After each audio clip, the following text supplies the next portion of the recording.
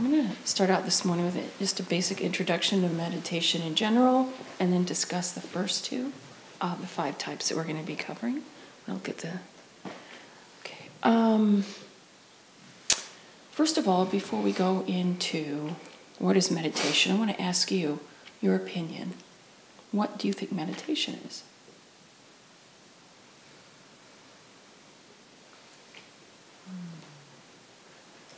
Yes. I think it's just quieting the mind, and then the body kind of follows. Quieting the mind and the body follows. Okay. So we know meditation has something to do with the mind, for sure, and it definitely is related to a quieting process. Do you have a thought about what meditation is? No, not really. Okay. Have you had any experiences with meditation? No. Have you? Yes. What kind of meditation have you had experience with? Just more or less the quiet, sitting. Sitting quietly? Yeah. Okay. Like focusing on a thought, and not really trying to stray from that thought, keep coming back to it. Okay, so you're the type you've experienced is sitting quietly, focusing on a thought, and if your mind wanders, bringing it back to the thought. Right. And then you haven't had any experience before. It's okay. Oh, and we've established the fact that meditation has something to do with the mind. If you notice that Buddhism is always talking about the mind. So, that really is a touch point, is impacting the mind. What else? I mean, do we do meditation just for the sake of meditation? We're using the mind. We're impacting the mind. It has something to do with the mind. Why? What is it and why? Yeah. Some meditation practices include training the mind in positive states of mind, so that you're arising compassion, or like the 4 great wishes of wishing benefit to others and holding that state of mind. So some practices train the mind to hold positive states of mind. That's interesting. Some practices train the mind to hold positive states of mind. It's like meditation practices, like compassion practices, arising a state of compassion, like the 4 great wishes, that is pretty ubiquitous throughout Buddhism, different ways of saying it, but the 4 great wishes, the 4 immeasurable. And training the mind to hold that positive state of mind. Loving kindness meditation would come under that. If anyone's familiar with heart math, their meditations are very much simple and easy ways to do that. So, and they've lots and lots of research that shows its benefits on the mind and on the body. Mm-hmm. Anyone else? What is meditation? There's just like numerous answers. There's not just one answer. Bringing peace to the self. Bringing peace to yourself. Mm-hmm. Okay. What's the benefit of bringing peace to the self?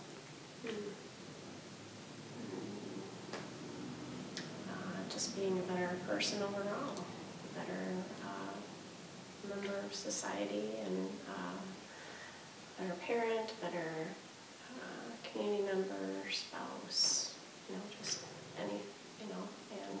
So Dee is saying the benefits of being peace to the self is being a better person overall, a better member of society, mm-hmm. better parent, better spouse. Mm-hmm. So is what I'm hearing you say that meditation helps you deal with challenging situations more skillfully so that your interactions with others is more beneficial? Yes. Okay. So there's something about teaching you how to handle difficulties. Yes. Without becoming maybe quite so twitted out. Modern terminology here in Buddhism. Lakpa, you had something else you wanted to say. Well, when you said meditation in general, I started to realize that that meditation on samsara is constant. So it's whatever the mind is focusing on is a meditation. Well, that's a very good insight. Lakpa was saying that, and Rinpoche has said this, she's telling us that Rinpoche has said that our meditation on samsara is constant. That our existence is a constant meditation on samsara. So basically what that means is meditation is whatever the mind is focused on. People think they can't meditate. Many people think, oh, I can't meditate. How many times have you heard that? And as a nursing instructor, when I'd be teaching students how to calm down, here comes someone, welcome, welcome. Richie! Okay, he's just welcoming you. Richie, come here. Come in. Here for the talk? Yeah. Buddhist wisdom. Yes. Richie!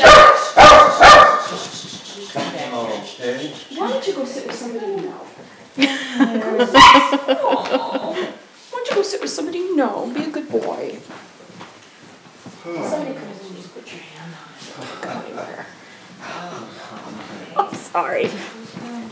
He is part Chihuahua, so that's what we would call a Chihuahua moment. Welcome. Welcome. Yeah, I live in Blue Mountains, so I didn't have far to go. Excellent. And your name is? James. James, welcome, James. Hi. Glad to have you here. Do you have any practice or experience with meditation? Not really. I mean, just, just thinking a lot about everything type stuff. Okay. Besides that, nothing. All right. Okay. Well, that's very timely because we were just mentioning that meditation is really what your mind is focusing on. And so when we do intentional meditation, it has something to do with directing what we're focused on. So I was getting ready to say that I still do on occasion, when I teach nursing students about relaxing or about de-stressing, one of the things that I tell them, they say they can't meditate because we recommend, do some kind of meditation to relax. We teach specific kinds, and I will cover some this morning. And of course, usually they say they can't meditate. And this is my question to you then. How many people ever ruminate? Anyone ever spend time ruminating? Okay, you know what ruminating is, right? It's going over and over and over again, something that's bothering you, usually related to something else, somebody else. They're so this, they did this to me, blah, blah, blah, blah, blah, And let's face it, we just came through political season within the last year, and the news was entire, rumination, encouraging us to ruminate about this political party or that political party or this person. It's just a rumination. Okay, that's a meditation. We're going over and over and over and over and over something negative. What effect does that have on our mind and body? How many people ever ruminate on positive things? So I'd say, I now give you permission to ruminate on positive things. Pick someone who is kind, something that really made you happy recently. Somebody who is kind, something positive that's going on in the world. And just think about over and over and over and over again. We generally don't tend to do that. Why do we focus on the negative instead of the positive? Because we like fixing things. Because we like fixing things? I don't think that's fixing, though. Why is it easier to focus on the negative than the positive?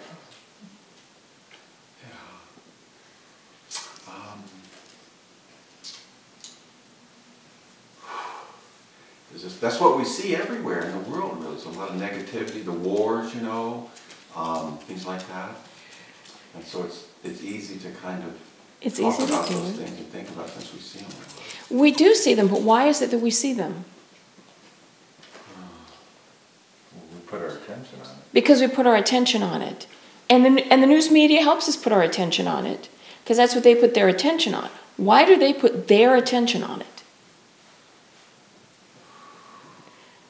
They put their attention on it to up the people who are watching the news, right?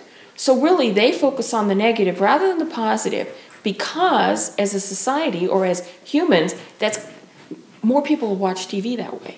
They'll watch the news. So it still comes back to if we as humans did not choose to focus on the negative, they would have no incentive to focus on the negative. They'd feed us what we want, right? unless they're really trying to influence us, which is another discussion we're not going to go into. So it still comes back to us. Why do we choose to focus on the negative rather than the positive? My thought is because negative emotions are stronger and they're more compelling. And so it takes intention to focus away from that onto the positive.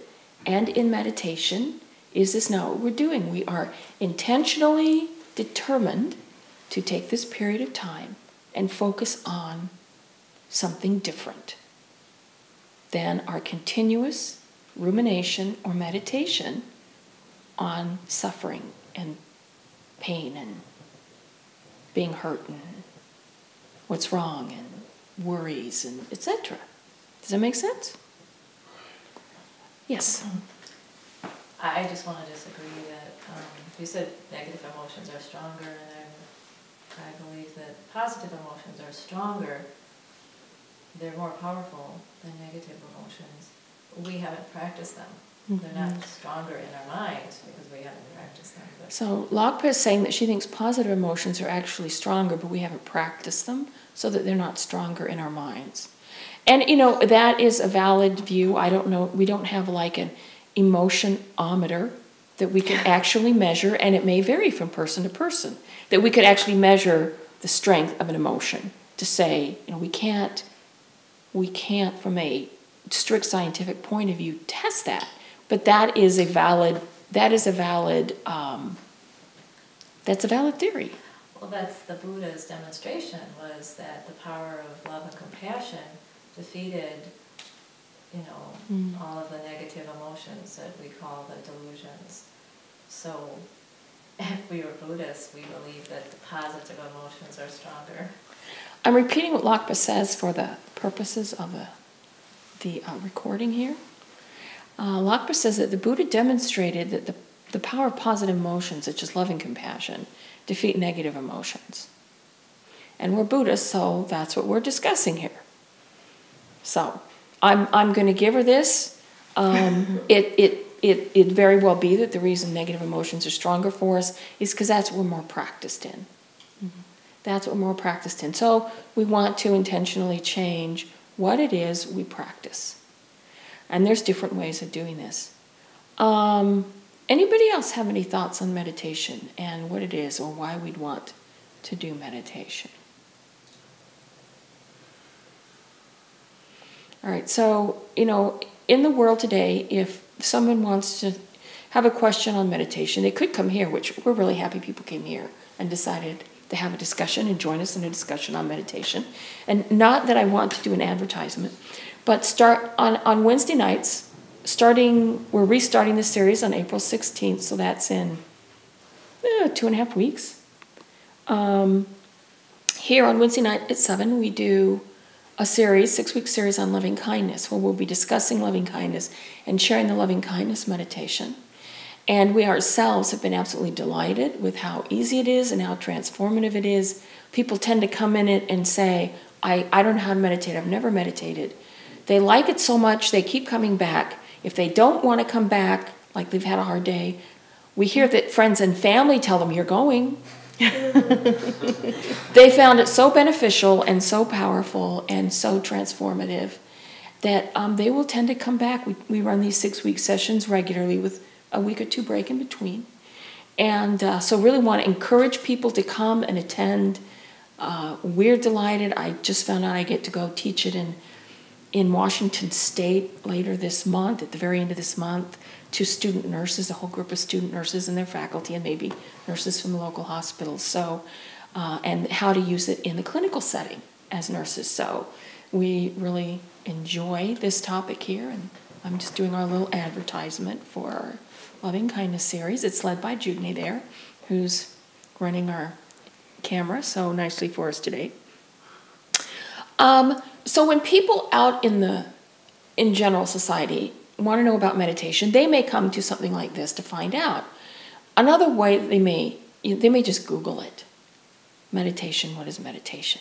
Or, now I had to do this morning because it's just too, I'm like, I have to know what Siri says. You know who Siri is? What's that? Siri, S-I-R-I. In all the Apple products like iPhones and iPads, there's this artificial intelligence that's been programmed to answer questions and can give some really funny answers. But I decided to ask Siri this morning, what is meditation? I want to know what Siri was programmed to find. Mm-hmm. So I'm going to demonstrate this. Siri, what is meditation? Checking on that. Here's what I found. And she checked the internet and found a site on what is meditation. This will be the next Google. Instead of Googling things, you'll Siri things, right? It says meditation is an English word. Definitions: a noun, continuous and profound contemplation or musing on a subject or series of subjects of a deep and abstruse nature. It really says abstruse in here. 2, in the context of religion, a noun, contemplation of spiritual matters, usually on religious or philosophic subjects. The word comes from the High Middle Ages, 1225 or 788 years ago, origins Old English and Latin, broader terms, contemplation, musing, reflection, rumination, thoughtfulness, meaning thinking, as not thoughtfulness as in kindness, but thoughtfulness as is being thought, full of thought. So, thank you, Siri. You're most certainly welcome.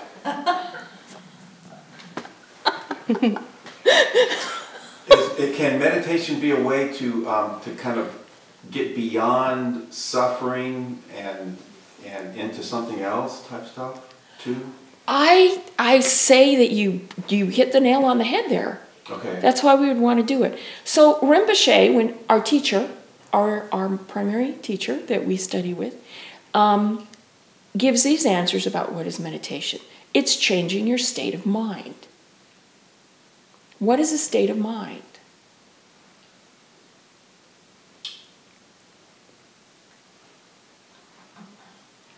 Where you're at. It's where you're at. The state of mind would be something like, let's say,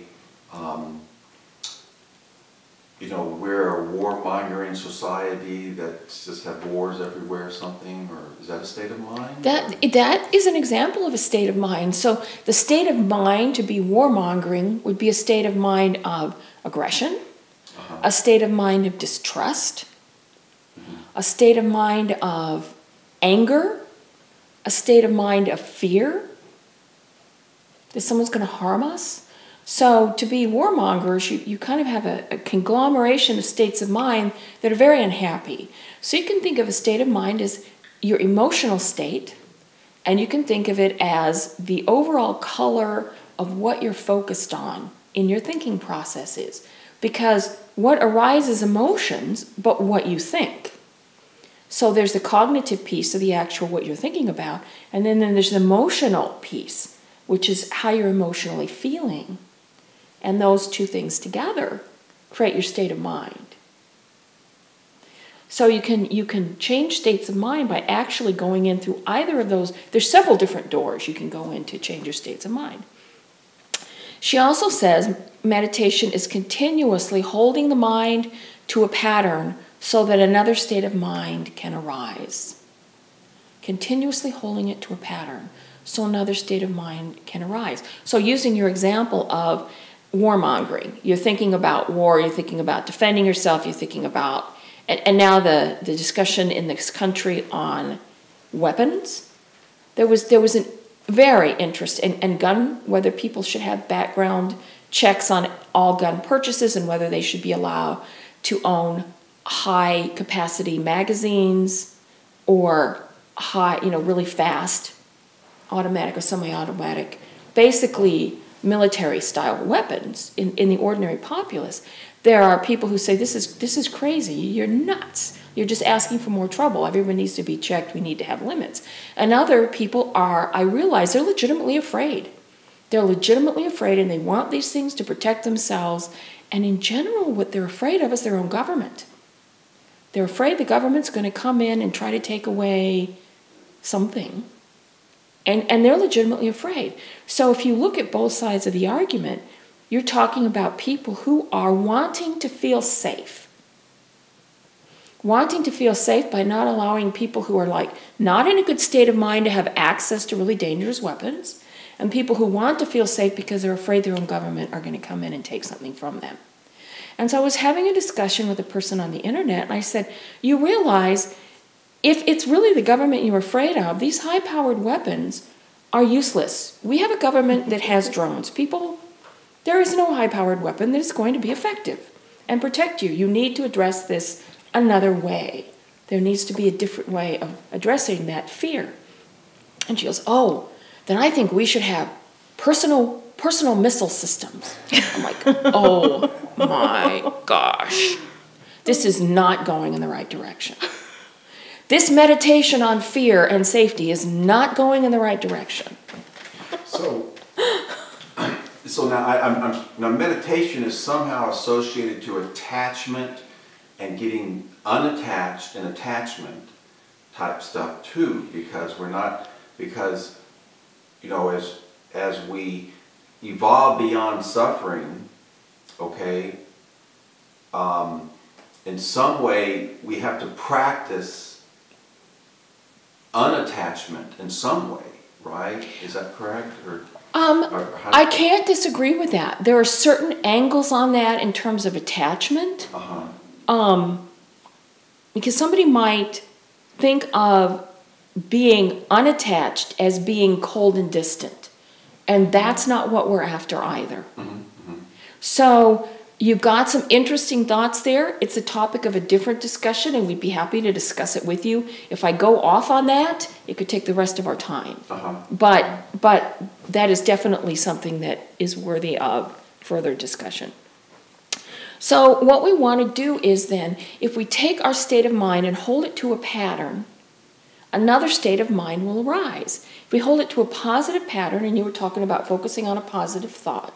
For example, if you're feeling afraid and you choose, as you were implying, to maybe focus on something kind that someone did for you, and you review it and you review it and you review it in your mind, and you ruminate on it, or you meditate on it, or you contemplate on it, what's going to happen to your state of mind? The state of fear will leave, and what will arise is something else. It could be a state of gratitude. It could be a state of appreciation. It could be a state of safety. It could be a state of warmth and lovingness. Do you see how what you focus on will change your state of mind? And that's one of the things we're doing in meditation. And then Rinpoche's third definition she gives us is denying sustenance or denying nutrition to unhappy states of mind so that they tire and go away. So we want to do that. So what we're going to do is discuss 5 different ways of doing that. I am going to quickly go over body calming meditation and mind calming meditation. Now, professionally, I'm a nursing instructor, and one of the things that all nursing students get taught at some point in their curriculum is body calming meditation.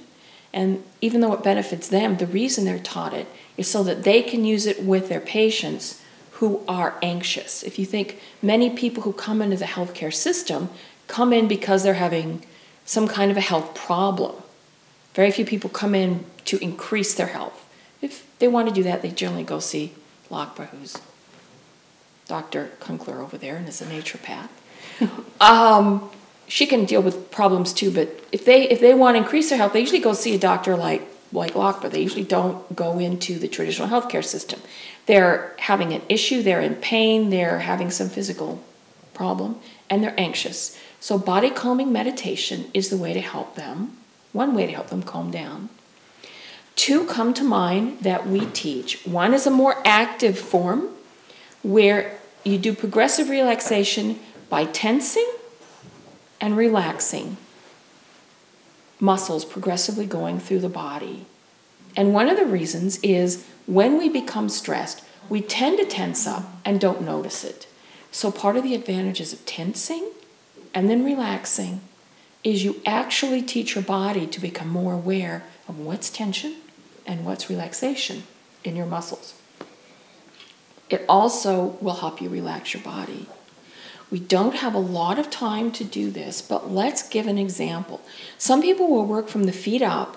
I like to work from the head down. And one of the reasons is just thinking of going down also gives us this visual or mental cue. You see what I mean? Going from the feet up might tend to raise energy. This is more of a relaxing. This is excellent to do laying in bed if you can't fall asleep or you wake up in the middle of the night and you can't fall back asleep. Do a body calming meditation. So what you might think of, it's hard to think of tensing your scalp, but you can think of tensing your forehead. Some people can tense their ears. Tense your forehead. You like scrunch them also. Tight as you can. And then relax them. And then relax them. Now think of your neck, especially the back of your neck and your shoulders. People carry a lot of tension. So tighten them, tighten them, tighten them, tighten them, tighten them, tighten them, tighten them. Relax. I don't want you to get so tight you give yourself a headache, because those muscles can actually cause a headache. Relax. Just let the tension drain. You can even picture it draining.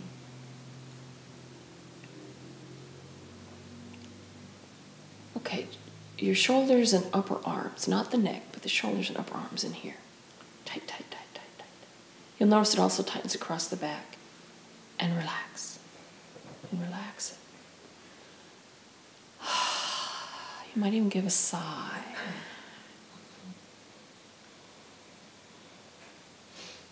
Now tighten your arms, just your arm. Tight, tight. Squeeze those muscles.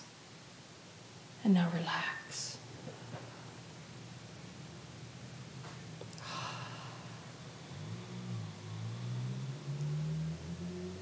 And let's tighten your fists, your hands. Tight, tight, tight. Now relax. Relax and open them. Not just relax, but open.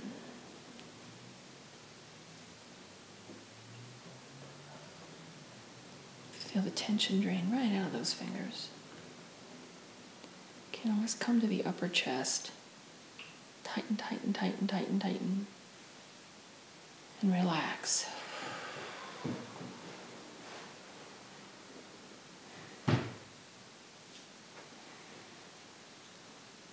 Let's go to the lower abdomen. Tighten, tighten, tighten, tighten, tighten. I'm kind of squeezing my butt muscles as I do this too, just to support the tension in the lower abdomen. Tight, tight, tight, tight, tight. Now relax.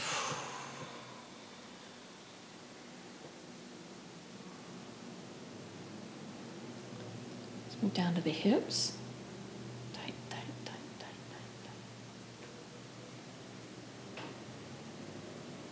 Now relax. Oh, no nodding off yet. See how good this would be if you were trying to sleep? How many feel like nodding off already? All right, tighten your upper legs, your thighs. Tighten, tighten, tighten, tighten, tighten, tighten, tighten. Relax.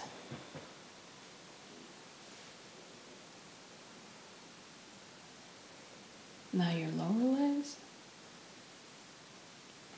your calves. Tighten, tighten, tighten, tighten, tighten, tighten. Relax.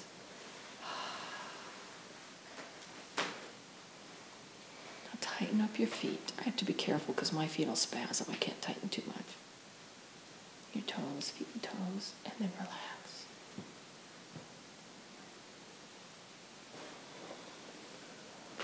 So how does that feel? How do you feel? Do you feel different now than you did before we started? I should have had you check your breath before we started that. Another form of progressive relaxation is to talk yourself through it without the tightening. If you talk yourself through it, you can imagine relaxing muscles that you don't have conscious control of. For example, I'm relaxing the scalp. Most people don't have conscious control of their scalp muscles. I'm relaxing the back of my head. I'm relaxing my forehead. I'm relaxing my eyes and the muscles between my eyes. I'm relaxing my ears. I'm relaxing my cheeks. I'm relaxing my nose. You see how you can move? I'm relaxing my teeth. I'm relaxing my chin. You can get all the way into I'm relaxing my bones, relaxing my skull. And tension will drain out of those areas by talking yourself through it. You can be much more precise, smaller areas, focus on relaxing as you go. And you'll probably go into a deeper relaxation. You can combine those, do the physical muscle tension and relaxing, and then go back and talk yourself through on a smaller level. If you're trying to sleep and you're doing it while you're laying down, you probably will not get all the way through it before you fall asleep, which is a good thing. So, body calming meditation. Advantages to body calming meditation. Just briefly, what are some things that would be advantages? Overall relaxation. Pardon? Overall relaxation. Overall relaxation. You would counteract what's called the stress response, right? Mm-hmm. The stress response causes you to be less able to think. It prepares you for fight and flight, but less able to think clearly and solve problems, less able to deal with others in a balanced way.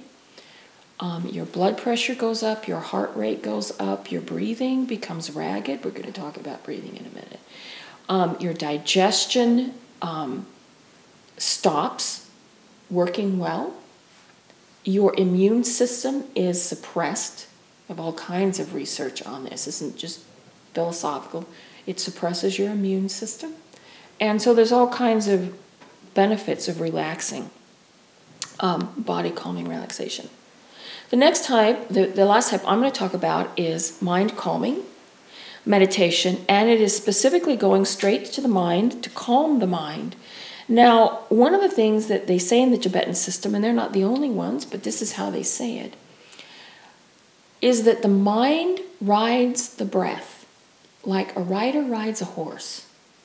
So if you think of you being the rider, or your mind being the rider on a horse, wherever the horse is going, as a rider, that's where you're going, right? Your mind is on your breath.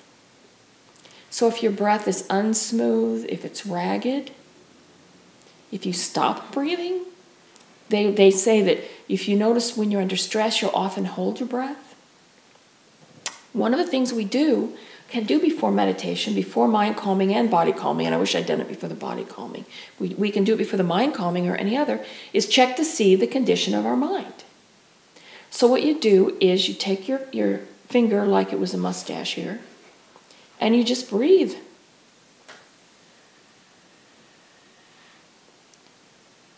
And you see what your breath feels like coming out. Is it harsh? Is it soft? Does it go one direction? Is it ragged? Is it smooth? What are you feeling? I already took you through one relaxation, so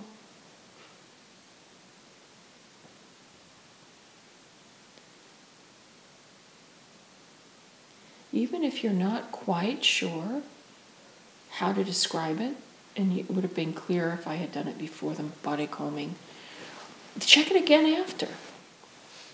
So then do a meditation and check it after. Sometimes we do this in preparation to do a deeper meditation. So I'm going to take you through a couple of mind calming meditations. Okay. This is one that I like. I want you to imagine that in your mind, in your breath, you're in a room with a bunch of noisy third graders. Noisy third graders. And you're going to send them outside. The teacher can't get any control of them. This is your thoughts going all over the place. So imagine them as noisy third graders. Imagine sending them outside to line up and come back inside, file back in, and sit at their desks. Imagine that.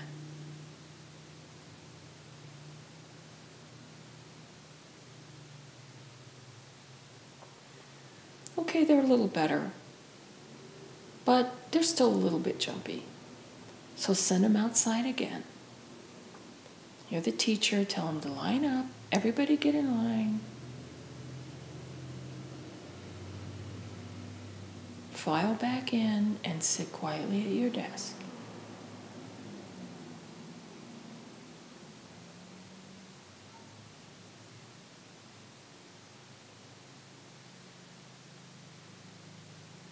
Do you need to do it again? You may want to do it again. Tell them, well, that's better. Okay, everybody outside, line up. File back in and sit quietly at your desk.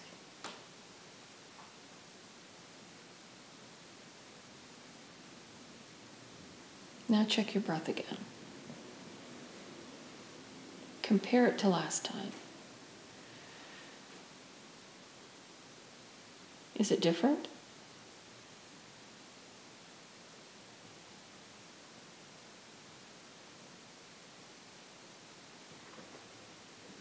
Does it feel different? How does it feel?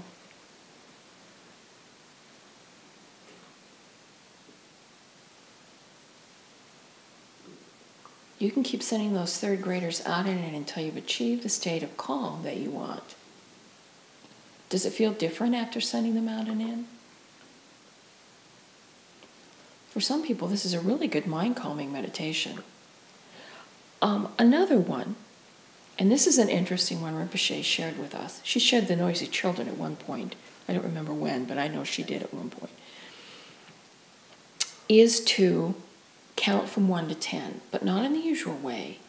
You're going to start counting. 1 is going to be an out breath and an in breath. Is it out, in, or in and out? In and out. It doesn't matter. In and out. In and out. You're going to count 1 and breathe in and out. You're only going to think 1. And then you're going to count 2 and breathe in and out. Now, this is the caveat. If you have a single other thought, you have to go back to 1. If you hear a motorcycle outside, which is quite common since Harley Blue is across the street. If you're a motorcycle outside and you notice it, you've had another thought, you start back to 1. And we're going to spend just a couple minutes. And we're going to see if we can get to 10.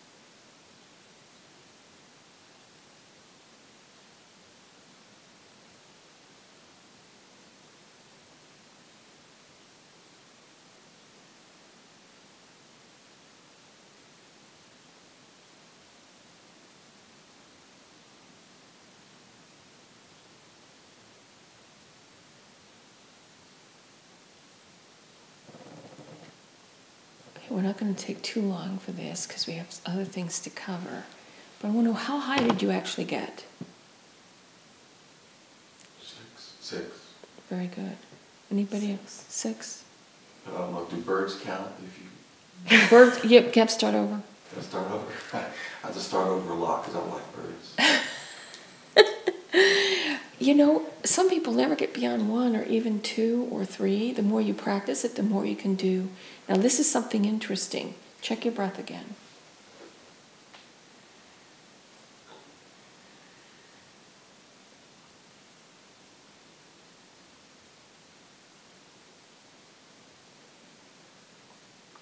Is there a difference between now and the previous times you've checked it?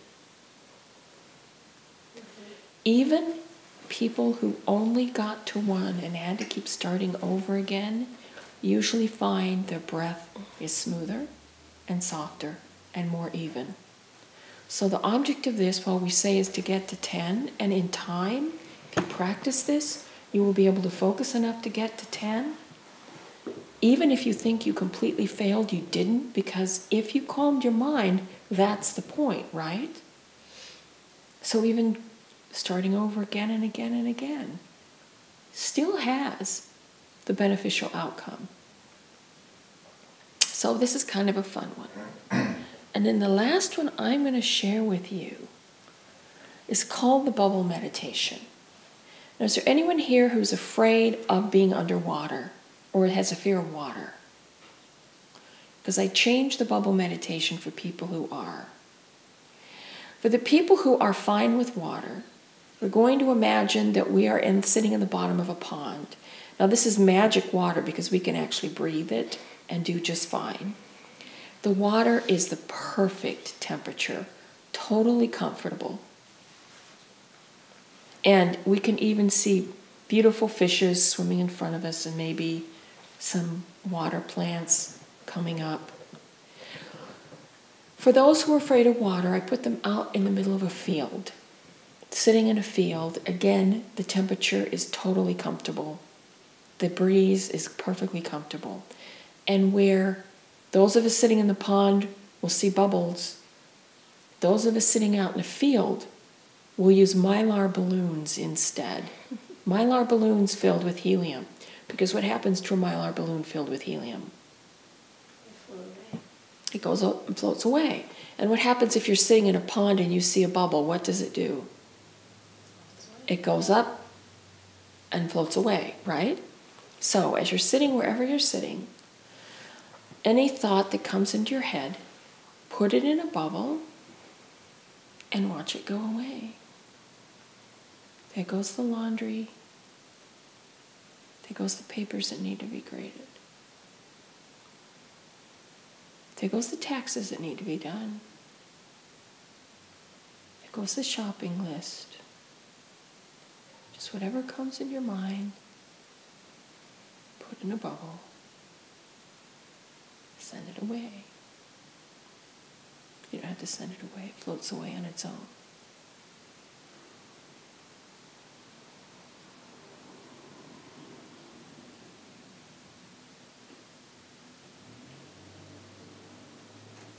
How does that feel?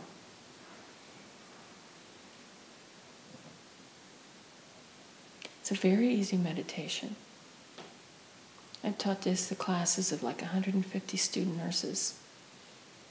And the energy of the class shifted in just a few minutes.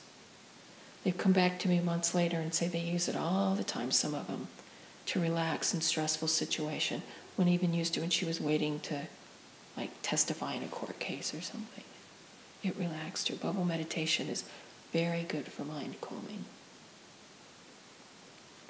So just to review, we've covered body calming, where you can do the active body calming of tightening and release and relaxing your muscles. You can talk yourself through, this area is relaxed, this area, my scalp is relaxed, my ears are relaxed, my eyes are relaxed. So you can relax things that you wouldn't have conscious control of the muscles. 2 types of body calming meditation. And we covered 3 types of mind calming meditation. Sending the noisy school children out, having them line up and come back in and sit down, and doing that several times. We covered counting from 1 to 10, trying to get to 10. With each in and out breath is 1 number. And if we notice anything else, we start over. And we covered the bubble meditation. Those are 3 different types of mind calming. There are many types of body calming. There are many types of mind calming. This is just an example. Things for you to potentially use. These types of meditations are also good as a pre-meditation to calm your mind for some of the other types.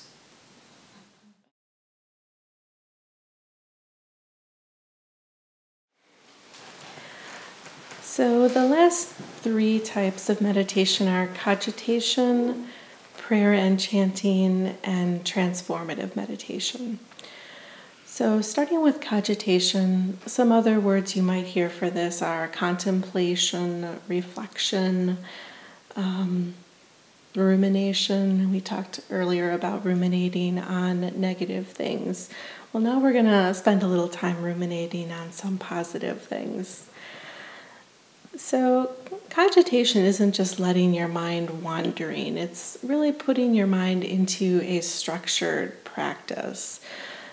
So, there's a couple different ways we could do this. One is cogitating on a specific topic, like you could do cogitation on loving kindness. You could do cogitation on if you're feeling angry towards someone, you could do some cogitation as to what might be underlying that. So it could be a process to determine what might be going on, just to be a little bit more objective with yourself. You can also do cogitation in a way that you're looking for an inner answer, where it's not necessarily asking a question that is looking for an outer answer, but that calls for a more inner answer.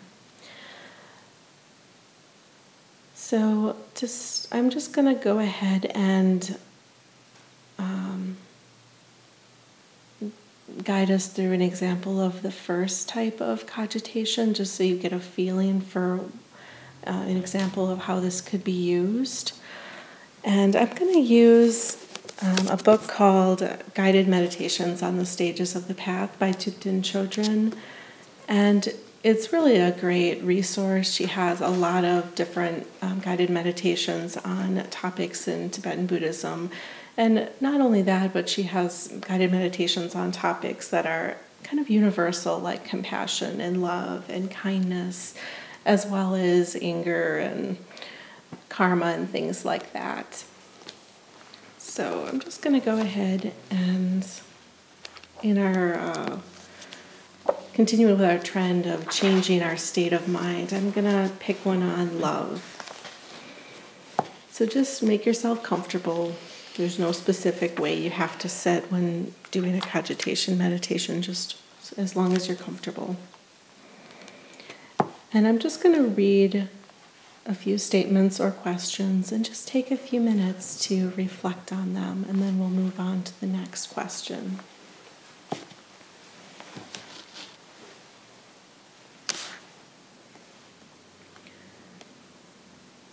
Love is the wish for sentient beings, including yourself, to have happiness and its causes. Reflect. What is happiness?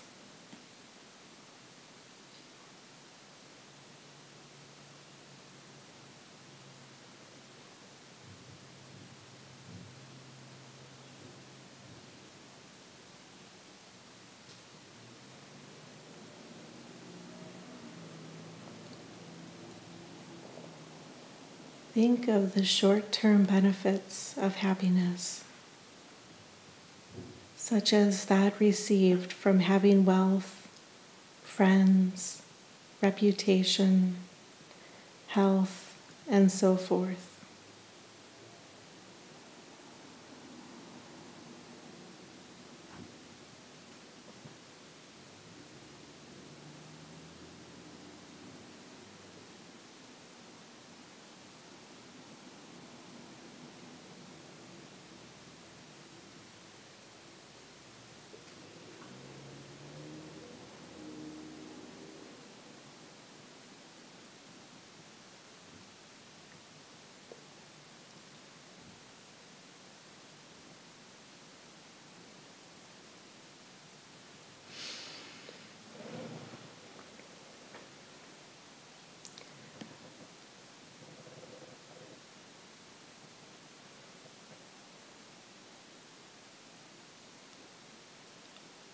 Now think of the long-term benefits of happiness that may be received from practicing the Dharma, which are the teachings of Buddhism, or from any spiritual practice that you may identify with,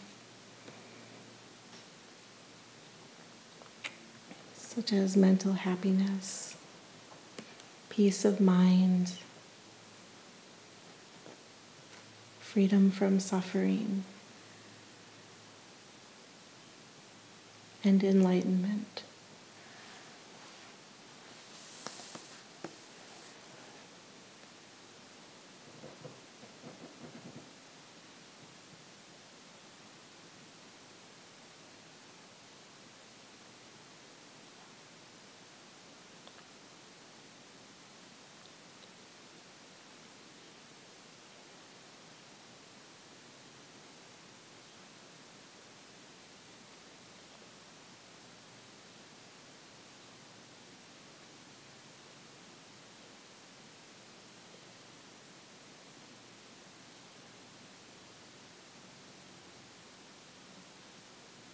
Begin by wishing yourself to have these two types of happiness, not in a selfish way, but because you respect and care for yourself as one of many sentient beings. Imagine yourself being happy in these ways.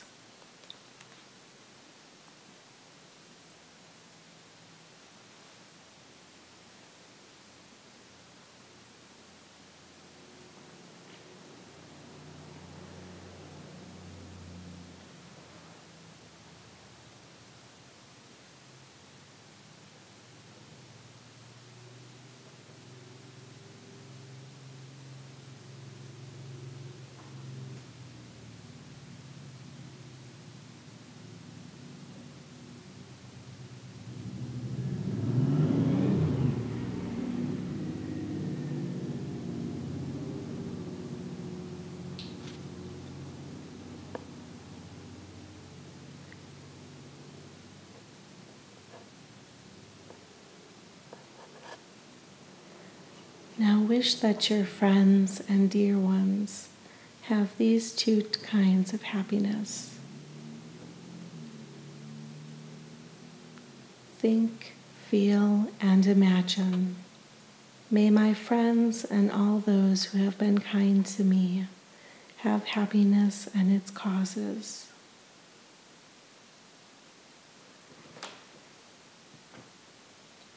May they be free from suffering, confusion, and fear.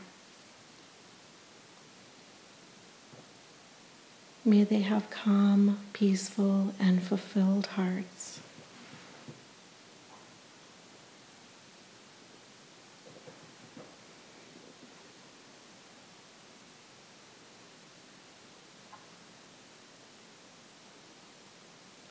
May they be liberated from all the miseries of samsara.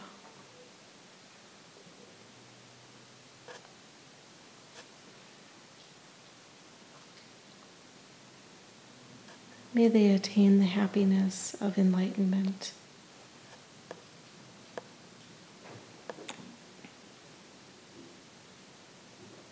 Think of specific individuals, specific family, friends, dear ones, and generate these thoughts and feelings toward them.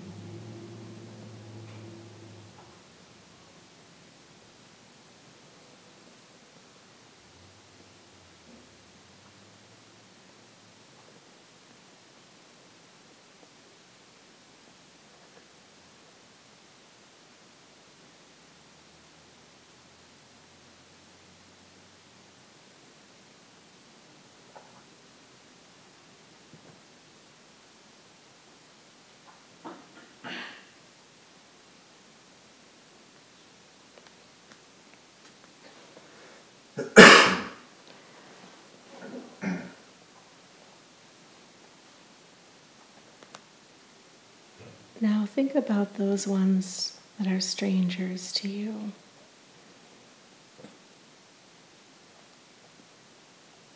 And generate these same loving feelings toward these strangers.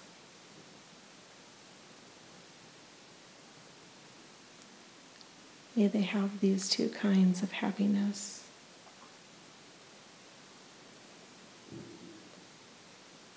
May they be free from suffering, confusion, and fear.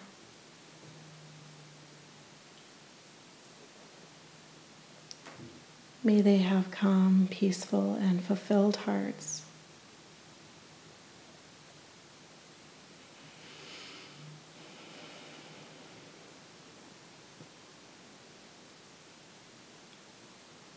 May they be freed from the suffering of samsara.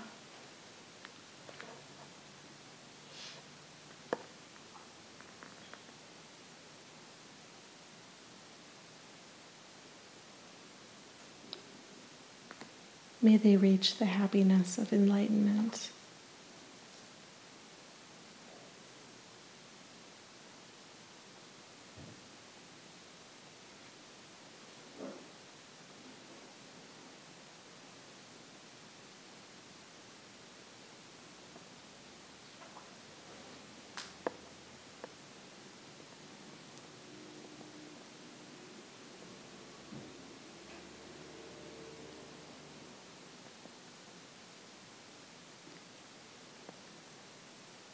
Now consider those who have harmed you or whom with you don't get along.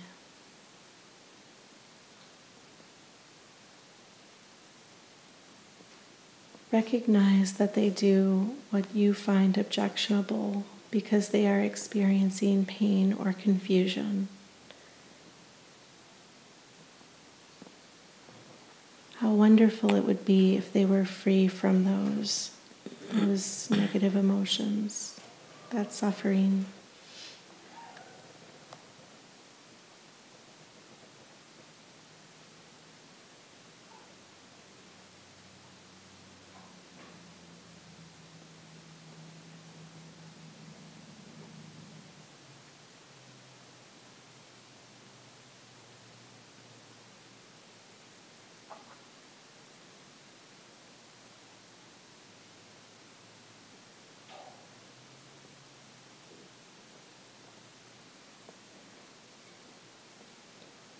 Now generate love for all sentient beings. This includes not only human beings, but animals, those we consider to be in the lower realms, as well as the God realms.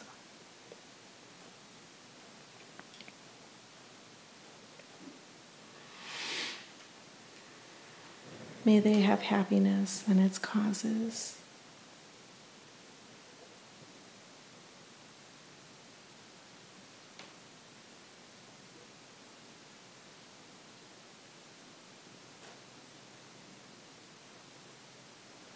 May they be free of suffering, confusion, and fear.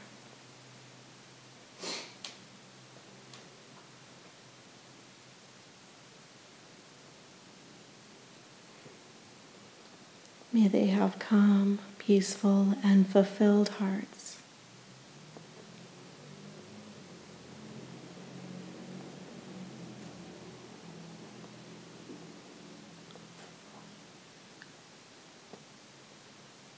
May they be free from samsara.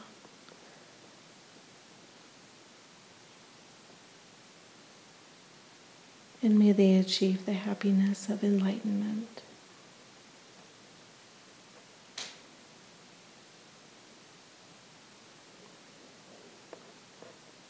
Let your mind rest single-pointedly in this feeling of love for all beings.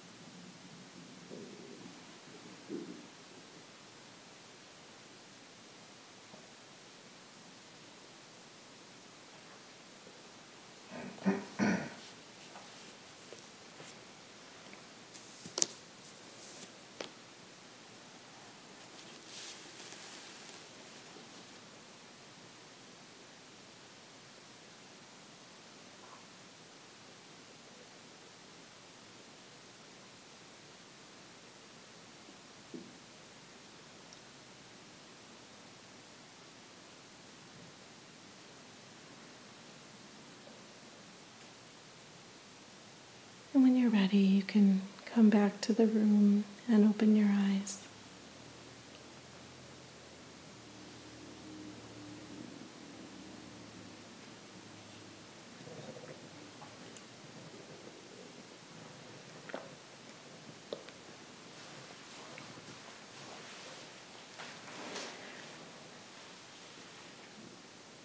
So this kind of meditation, cogitation, can be done sitting on your meditation cushion, but it can also be done more informally. Driving in your car, you could think, you could run through a thought process on some issue, whether it's kindness or compassion or an issue you may be struggling with, whether it be anger or worry or jealousy.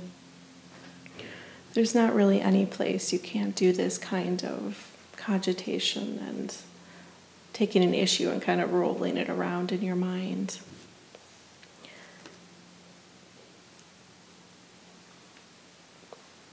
The second form of cogitation is asking a question that calls to an inner answer. So these questions might seem a little odd because you might think, well, I don't know the answer to that, and that's okay. You might not know the answer to that, or it may come in dreams or at another time. But it's meaningful for your inner being, or we could say soul, but it's an more inner level of yourself, of your minds.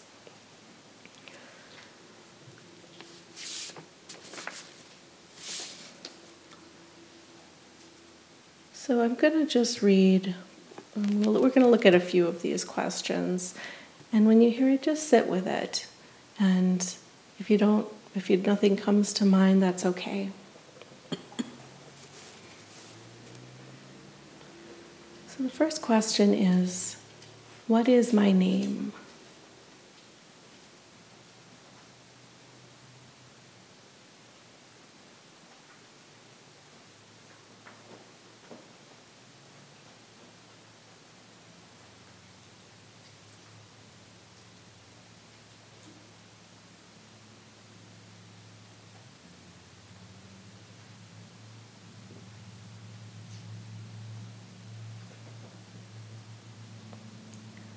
Who was I before this life?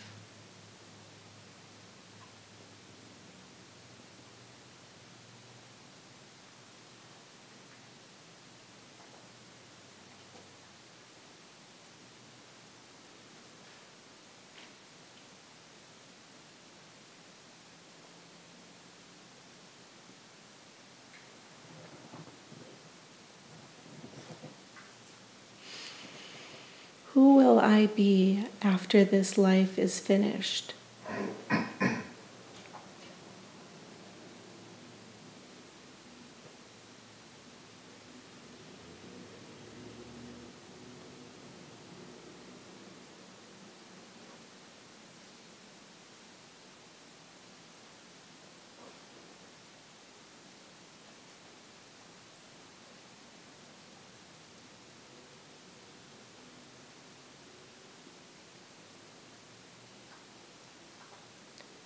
Who am I, and what do I really want?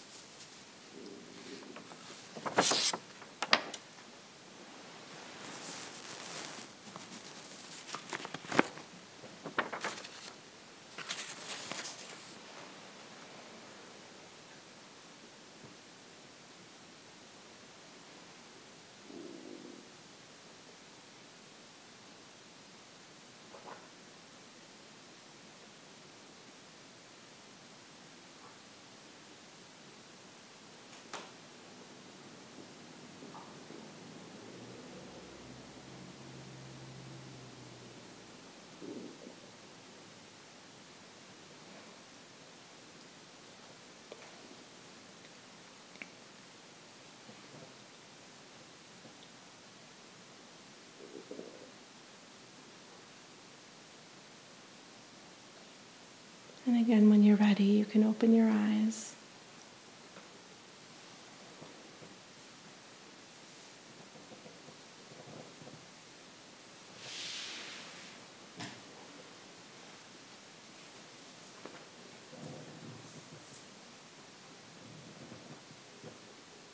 So this is a very different kind of cogitation, meditation.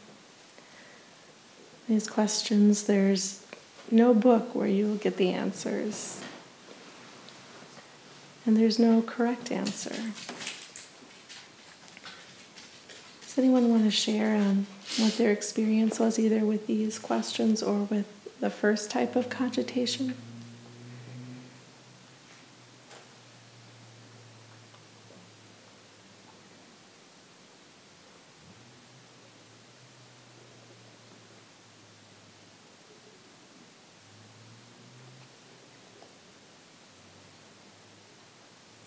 With these questions, you might not necessarily, understand, but you might feel you understand and don't understand at the same time.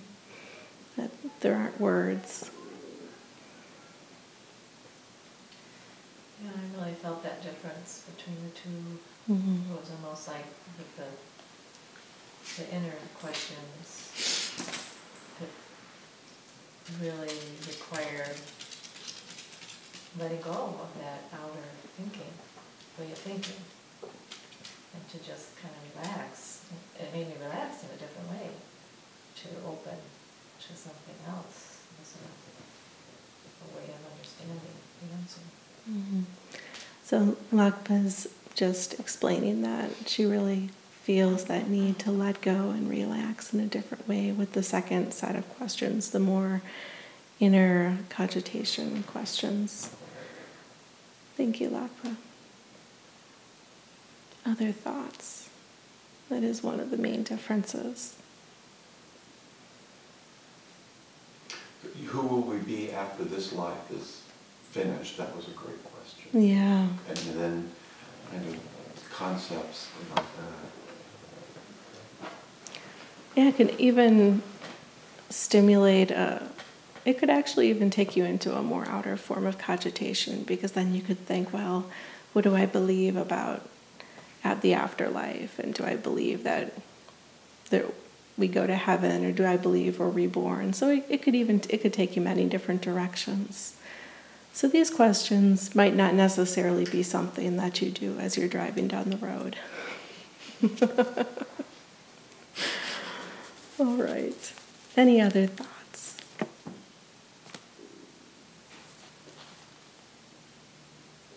All right. So the fourth type of meditation is prayer and chanting. And in particular, I want to focus on mantra, which is a form of repetitive, saying a repetitive word or a chant. It's a pattern that you're holding your mind to. And Jugne usually leads us in this type of meditation, and he does a great job. And I'm going to try and and work to my knowledge, but feel free to chime in, Jugne, if I leave things out. So mantra is often referred to as mind protection. You're substituting a different pattern for your ordinary thoughts. And the natural function of your mind is to produce thoughts, which are a form of energy. So by repeating a word or a phrase or a chant over and over again is working with the mind's tendency. It's just giving your mind something else to do. Similar to the way that we use a question in cogitation, or we use our breath in mind-calming meditation, or we relax our muscles in the body calming. We're giving the mind something else to do. So it's not going back to its usual roiling around with whatever it's doing. And there's a couple different ways you can do chanting or mantra. You can do it in a group in which it's typically it's a little bit more outer of a practice. Usually you're repeating the chant a little louder and in harmony with the group. Or it can be a more inner practice, a more personal practice. And usually it's more of a hum then. It'll be, and we'll do some of each of these so you can see if you can get the difference. So there's benefits to chanting any word. You could chant your own name. You could chant peace. You could just say peace, peace, peace. But there's also benefits to chanting an established mantra, because you're connecting with that, I'm going to say, the energy of that being. And in some of the mantras, such as that of, we don't have Chenrezig here, the Buddha of Compassion, Om Mani Padme Hum, is a very, very common mantra that's done in India and Tibet. And it's even moving into the common vernacular in other countries just because it's so common. But for some mantras, you would receive that mantra from a qualified teacher. But for the example of the mantra of Chenrezig, it's okay for anyone to do. It's beneficial for anyone to do.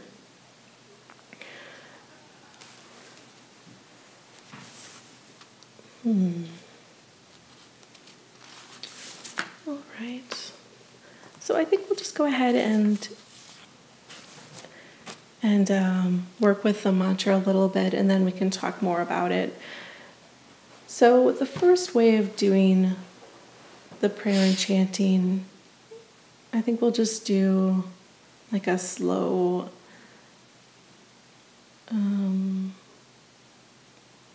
drawn out form.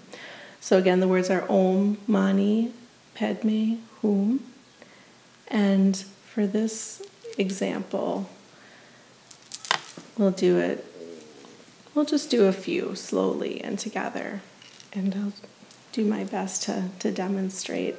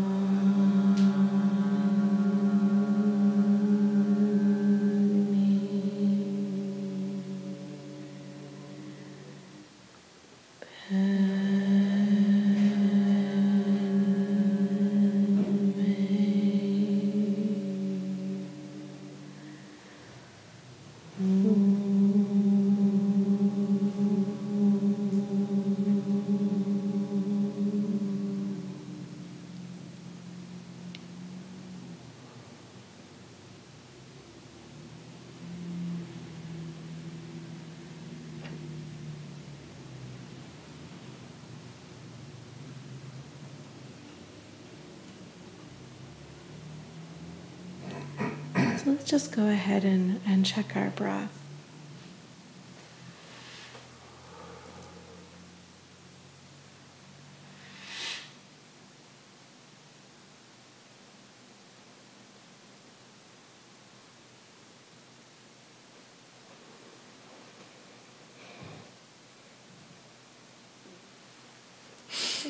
Has it changed? Yeah. So this is another strategy that calms the mind in a certain way. It pulls the energies into a kind of a circular rhythm.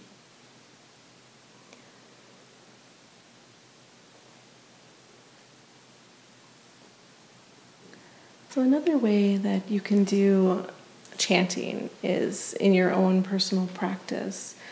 And many of us will use what's called a mala just to maintain, number one, so we're including our body in the practice. Often mantra is done with body, speech, and mind. So the body is, moving your fingers along the beads. Mind is focusing your mind on the mantra, and so you're not saying one thing and thinking about the laundry list or whatever. And then speech is your voice saying the mantra. So when you do a mantra in your personal practice, generally you do it in such a way that if someone was outside in the next room, they wouldn't understand what you're saying. So it's typically pretty fast. It's a hum, and then you kind of intersperse the syllables of the chant over it. So what ends up coming out is something like, so it just ends up being, very rapid recitation of a mantra. And again, it's doing the same thing. It's drawing your mind, your energies, your thoughts into a pattern to prevent them from wandering off and getting involved in other not so nice things, such as ruminating on negative things, or worry would be another way of saying that. Mantra is great if you're feeling anxious, if you're feeling afraid, if you're feeling worried. It's also it's something you can do in many situations. You can do driving down the road, you can do out on a walk. One of the traditional ways mantra is done is by what's called circumambulation, where you're walking around a holy object. Often you'll see Tibetan Buddhists walking around a monastery or a stupa or something like that. And they'll be, as they're walking, often with a prayer wheel as well. So I'd like to spend some time just doing the mantra together and a little bit more quietly. Does anyone want to try using a mala? We have some on the table back there if you'd like to try. And you just, as you're going, you move your finger along the mantra. And again, it's not required, but if you'd like to try, you're welcome to. So again, the mantra is Om Mani Padme Hum, and you can do it at your own rate. You don't have to do it at the same time as everyone else. Richie. No. He's doing his job to protect us here. And you can do it as quietly as you like. You can even just do it under your breath if you're more comfortable that way. It took me a very long time to feel comfortable saying mantra. So we'll just spend a couple minutes together doing this mantra. And then I just invite you guys to share what your thoughts are, or your feelings.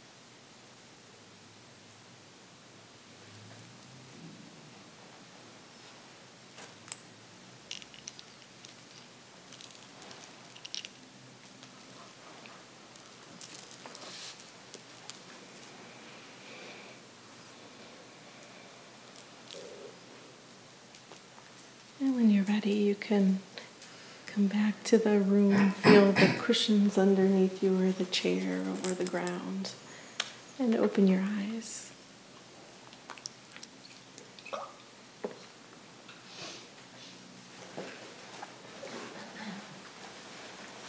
So let's just, again, check our breath, just for the fun of it here.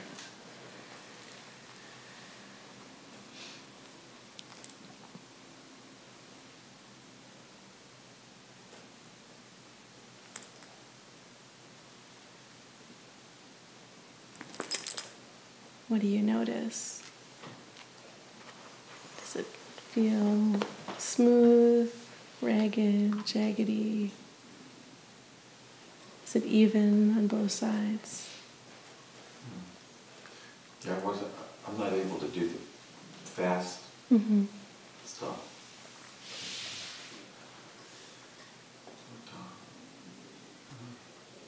Did you recite it in your mind?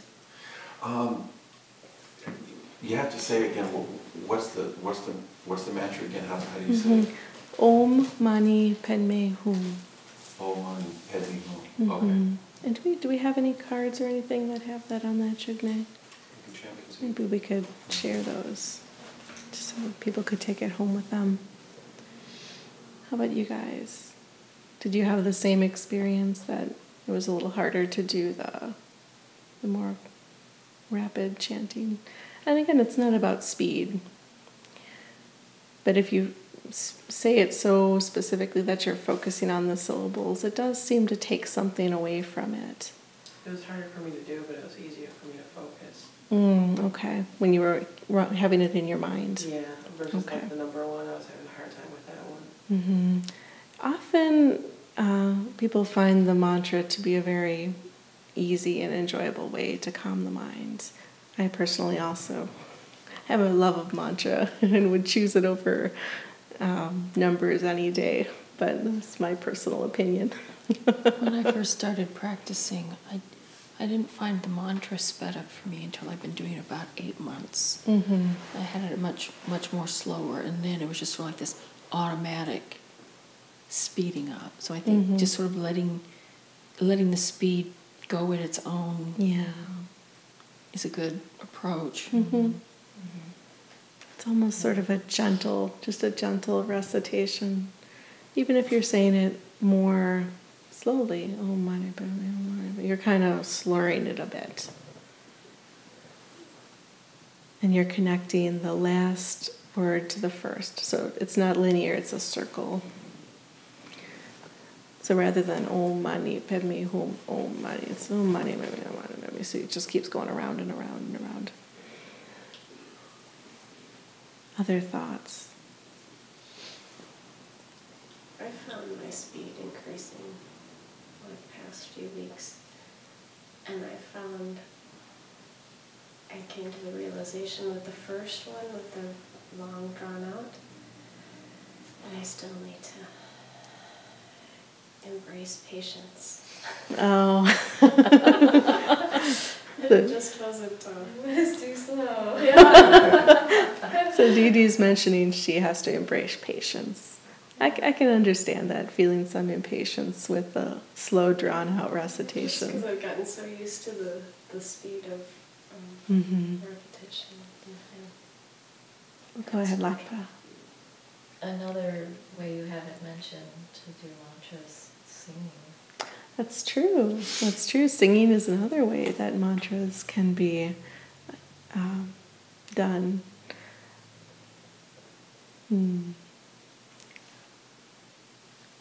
Thekchen. You can find almost any mantra on YouTube.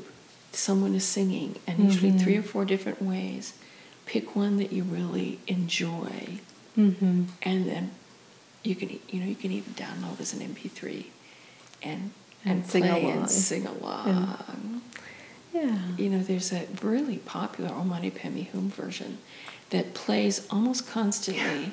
If you go to Bodh Gaya, which is the place where the Buddha was enlightened, and there's a temple there, and then around the temple, in the outskirts of the temple, of course, are little shops of people trying to, sell the pilgrims things. plays constantly. Mm-hmm. So we kind of all know it, like, oh, mani pemi hum, oh, mani pemi hum, oh, mani pemi hum, oh, mani pemi hum. And it repeats, and you get to this. And it's just very light and calming and joyful. And joyful, that's what I was going to say. Thank you, Thekchen. And you can find that on YouTube, definitely. Put it on in the background when you're doing something. It's kind of nice. When you're doing the dishes. Oh. You can tell we've done this. I can find it and send you the link. Yeah. Thank you, Lakpa. Thank you for reminding me about that. All right.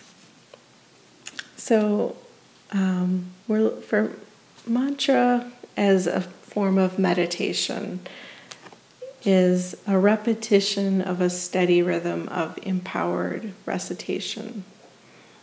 And for some mantras, we add that calls upon advanced spiritual beings.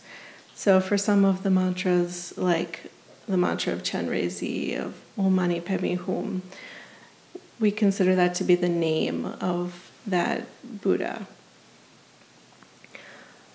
So by reciting it, we're connecting with that energy of compassion, of enlightened compassion.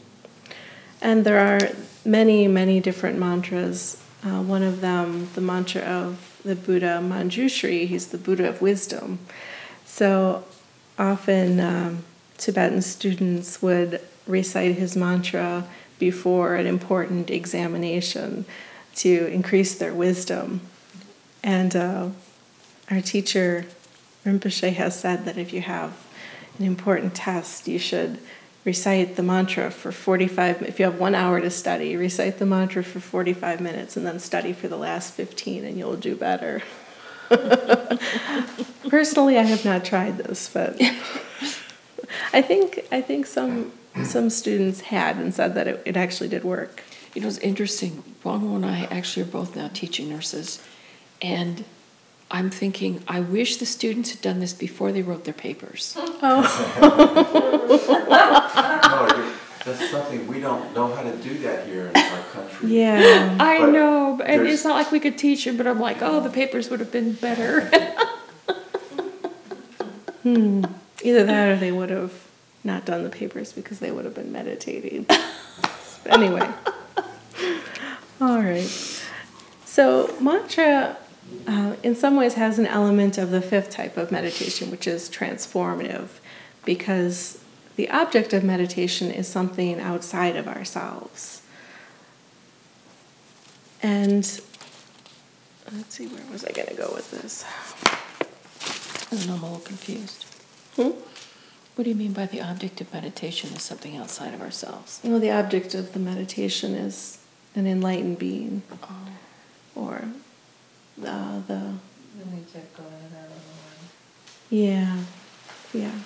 So I'll just move on to the transformative meditation. I think it'll make sense.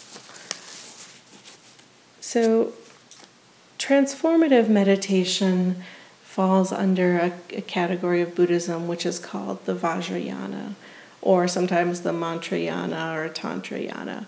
And the mantras that we're doing, the mantra of Buddha, Chenrezi, that practice falls under that category of Buddhism. So it's an energetic practice.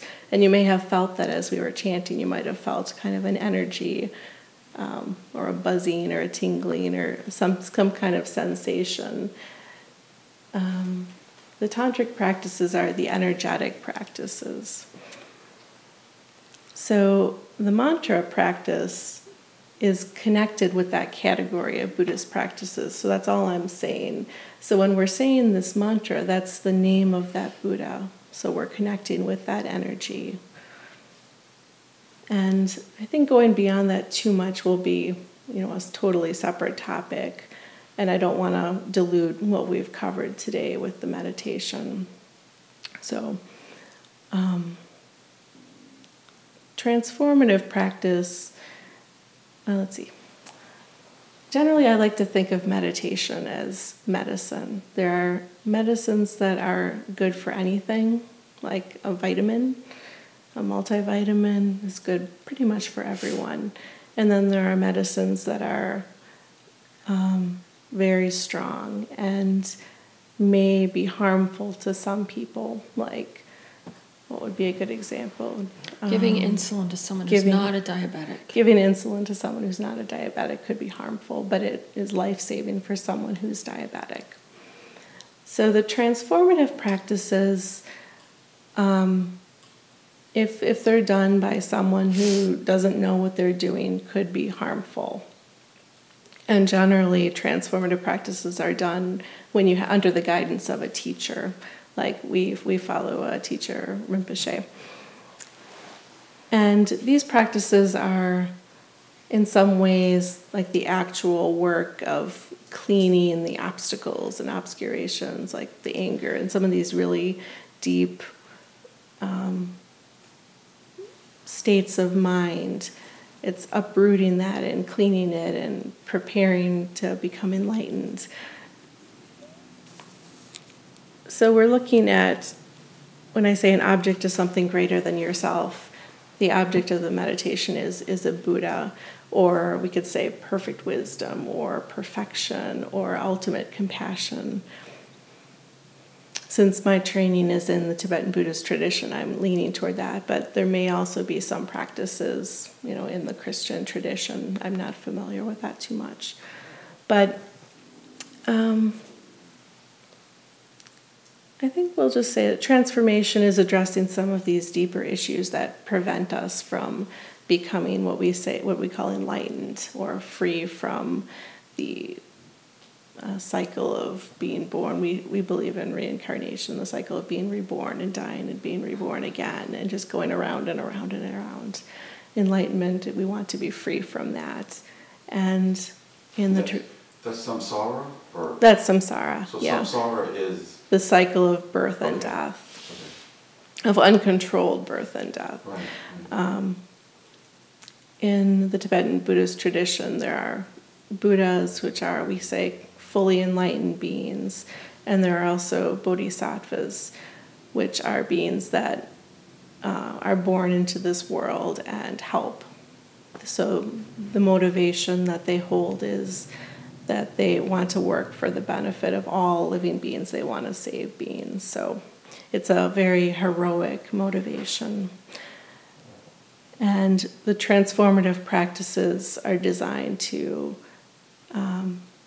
train someone to become capable of doing that kind of work. So when we look at meditations, we're looking at body calming and mind calming and cogitation and mantra. They're all designed to achieve certain outcomes, and many of them overlap and can achieve the same thing. But as you go up, body calming is kind of the most basic. We're working at the level of relaxing the body, and there's some benefit to the mind. And then we go up to mind calming, and we're relaxing the mind. Cogitation, we're bringing in states of mind. Mantra, we're starting to work with a more higher level of meditation where we're connecting with something outside of ourselves. We're connecting with these, what we say, enlightened beings, or we could say wisdom, or you could even say God. You don't have to define it so specifically. Did you have something you wanted to add, Lakpa? I think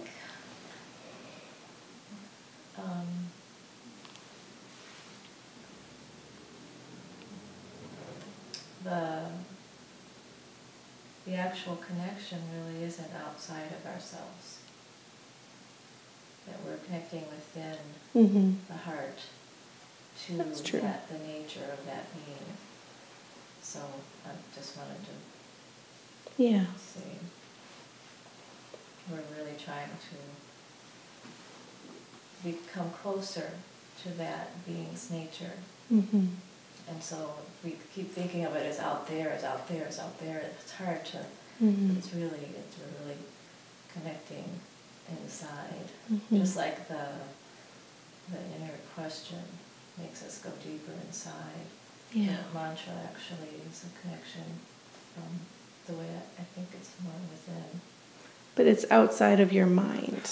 So whether we say outside is in or outside is out, it's different than yourself. The mind is, it's, I think we're at some coming point, closer to that.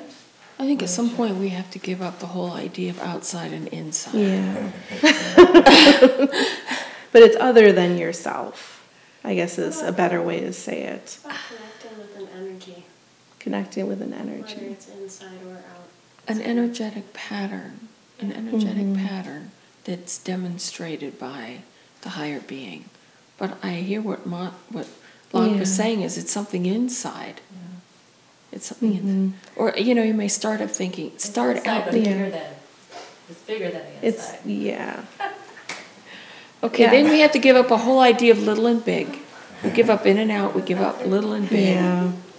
I mean, I hear what you're saying, but I don't want to totally confuse everyone. Yeah, no, I think you're really touching Yeah. on the big subject, like you mentioned the G word, the God. capital G type Right, thing. right. And really, you see, that's what happened. I mean, you talk about in Christianity, there was probably early Christianity, even pre-Romanized Christianity, or early Christianity, or what Christianity started out as, was very mystical, probably, but then you had this, you had the Council of Nicaea, and you had all this Romanized stuff coming down and stuff. So, we totally just separated from that concept of, let's say, a creator, let's say instead of the G, God with the big G, we have a creator and a creation type thing. And in that context,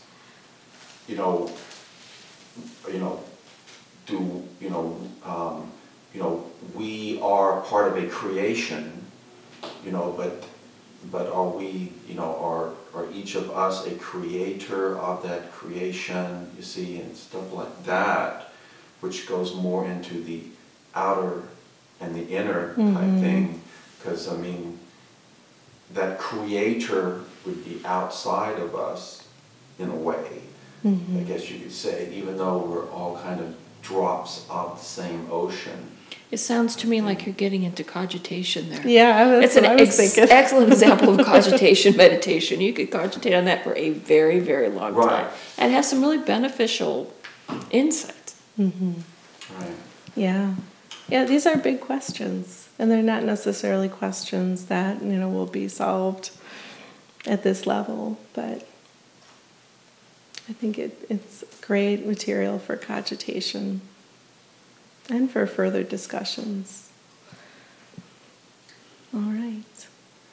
Well, we are at the end of our time, so we will save these lovely cogitations for future sessions or for inner work. And if you'd like to join me in dedication. May my capacity for compassion be infinite. I dedicate these efforts to complete and total enlightenment, so that I may be of benefit to all sentient beings. May it be so.